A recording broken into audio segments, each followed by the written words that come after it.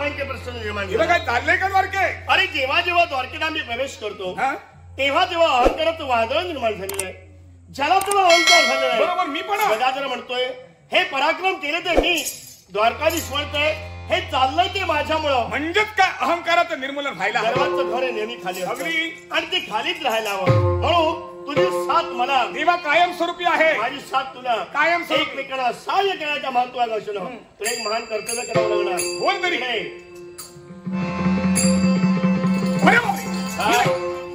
मला जमणार नाही. का रे बाबा एवढं मोठं का? अरे मी आहे बरोबर. तू असणार. मी असणार आहे. चिंता कशाची?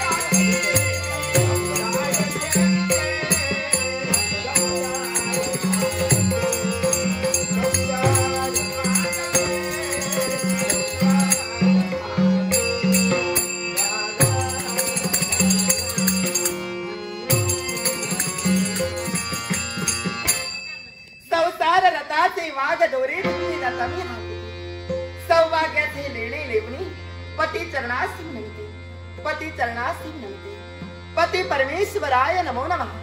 पती परमेश्वराय नमो नमः. हे देवा, हा एक एक प्रश्न माझ्या समोर उभा राहू लागला.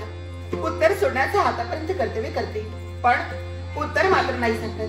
पुरुषाचं भाग्य आणि स्त्री जीवन यांची सांगड घालून नर नार्या स्वरूपात प्रत्येक प्राणमात्राची गणन करणारा हे देवा, तुझे गुणानुवाद गाता गाता जिथे श्रेष्ठ साधू संतांच्या जीवनावर पडल्या तिथं माझ्यासारख्या स्त्रीला हे तुझं देवीप्रमाणे तरी कसं काय करणार. असं असलं तरी सुद्धा एका भिल्ल समाजात माझा जन्म झाला आणि राजकर्ते शरपती याने मोठ्या मनानं माझा स्वीकार केला आणि आज या राजघराण्याची मी सुनसा बनले, या राजघराण्याची मी साम्राज्य बनले. पण तर राणीचा बहुमान आज या सोयीला प्राप्त झाला. असं असलं तरी सुद्धा होमा सभोवताली सप्तपदी झालो. नाथे चरामी अशी शपथ वाहिली आणि त्याच वेळी मस्तकी कुंकवाचा मळवट लावला. हातात सती सावित्रीचा हिरवा तुला परिधान केला. पतीचं महत्व पटवून देणारा हे म्हणे मी माझ्या कंठी परिधान केला आणि तेच माझं सौभाग्यच झाले, माझ्या कुंकवाचे झाले. राजकर्ते शरपती राज दरबाराच्या ठिकाणी अनेक अशा तऱ्हेची कर्तव्ये आणि तेथील जबाबदारी परिपूर्णपणे पार पडल्यानंतर त्यांचा आगमन या माझ्या सदरापर्यंत होत असतात. स्वामी, थकला भागला जीवाचं स्थान कुठलं असेल तर केवळ प्रिय पत्नीचा महाल आणि त्याचप्रमाणे पती आणि पत्नी यांच्या जीवनातील अगदी अविस्मरणीय क्षण आणि तो सुखक्षण कुठला असेल तर लग्नाची पहिली रात्र मधुचंद्राची रात्र. आणि म्हणूनच त्या रात्रीच्या समयी त्यांची मार्ग प्रतीक्षा एकसारखी करते. स्वामी, लवकर या आणि माझ्या आधीर झालेल्या मनाचं समाधान करण्यासाठी वेळेत या सदरापर्यंत या, एवढी तुम्हापाशी नम्र विनंती.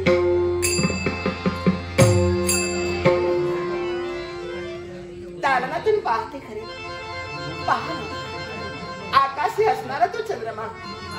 जा ना, अगदी सहजपणे जा आणि माझा हा निरोप, माझा हा संदेश त्यांच्यापर्यंत जाऊन पोहोचव आणि जेणेकरून त्यांचं आगमन या सदरापर्यंत होऊ द्या. जा ना, जा जा रे चंद्रा.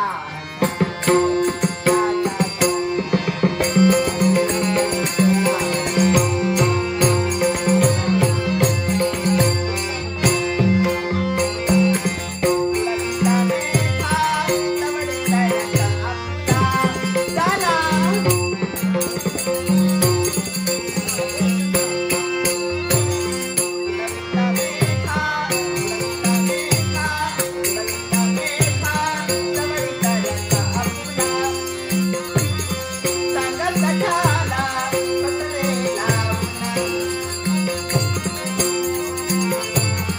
सांग सखाला सांग सखाला सांग सखाला बसलेला डोळे वाचला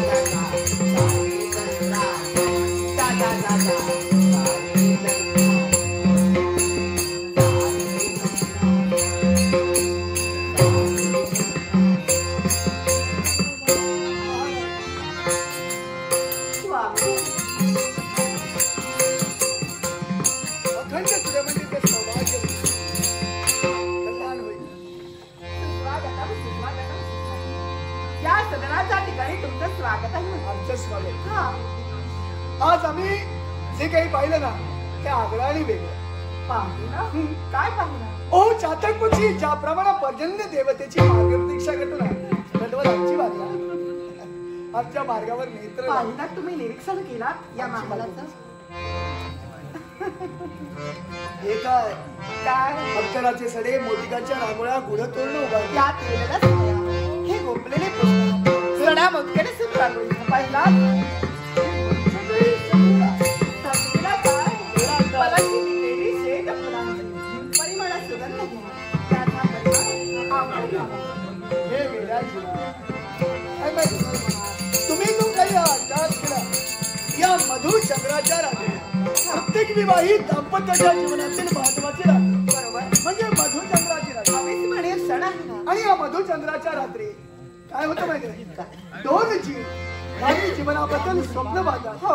आणि ती स्वप्न परिपूर्ण आणि करण्यासाठी एकमेकाची सुख दुःख जाणून घ्यायची असतात. आयुष्याच्या वेड्या वाकड्या वळणावर स्वतः टास केला जातो. हा. ती स्वप्न परिपूर्ण बरोबरच आहे. पण त्याच्यात का हो काय काय झालं? बरं वाटत नाही का? मला तृषा लागली मला पाणी प्यावंसं वाटलं. पाणी हवं. कोण आहे तिकडे? जरा पाणी घेऊन या.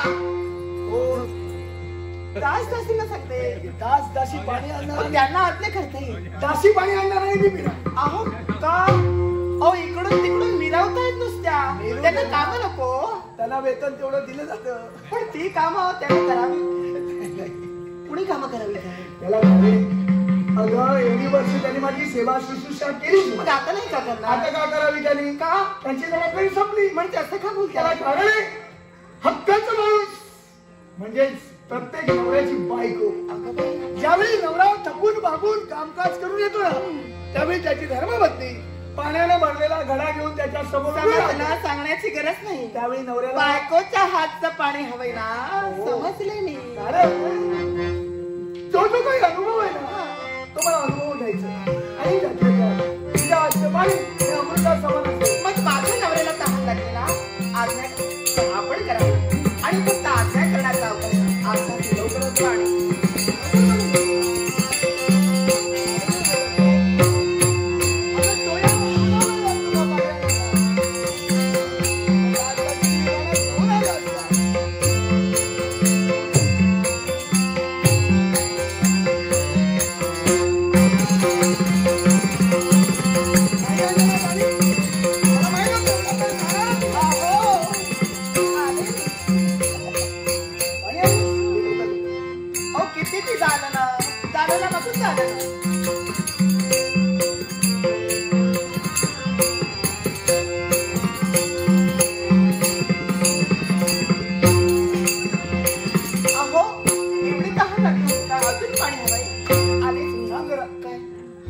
अजून पाणी हवे का? तृषा आमची शांत झाली. नक्की ना? तहान भागली. पण हे पाणी पिल्यानंतर ना अमृत पिलेल्याचा मनभार झाला. तू काय सांगताय? पाणी चांगलं नाही. अरे तुझ्या मृदू हातातून आलेलं हा पाण्याचा घडा. आम्ही तुम्ही काय सांगाल याचा काही नेम नाही. तहान भागली पण अजूनही ग्रहाची इच्छा आहे. आता हो तुम्हा बायकाला ना लाजायला मुलायला सांगावं लागत नाही. अहो पण फक्त संधी मिळाली की झाला सुरू. काय झालं? लाजलीस का? अगं, एक इच्छा म्हटलं मी. काहीतरी अर्थ लावला. आज काय मधुचंद्राची रात. तरी सुद्धा काय झालं? माझं लग्न पहिल्यांदा झालंय. पण मित्र परिवारांची लग्न झालेली आणि त्यांच्या मुखातून मी ऐकलेले श्रमिक जीवाचं विश्रांतीचं स्थान कुठलं असेल तर प्रिय पत्नीचा मान. बरोबरच आहे त्यांचं. आणि नवऱ्याच्या मनाला समाधान केव्हा होतं? केव्हा बरं? ज्यावेळी तो बायकोच्या मांडीवर झोपतो त्यावेळी. बायकोच्या मांडीवर? पण ती माझ्या मृदू अंकावर तुम्हाला सहन करायचं याला का? कारण हा. तुझ्या मृदू अंगावर शयन केल्यानंतर जे मानसिक समाधान माझ्या मित्रांना मिळालं ना त्याचा प्रत्यय त्याचा अनुभव हरकत मला नाही. घ्यायचा. माझ्या मांडीवरच तुम्हाला सहन करायचं. पण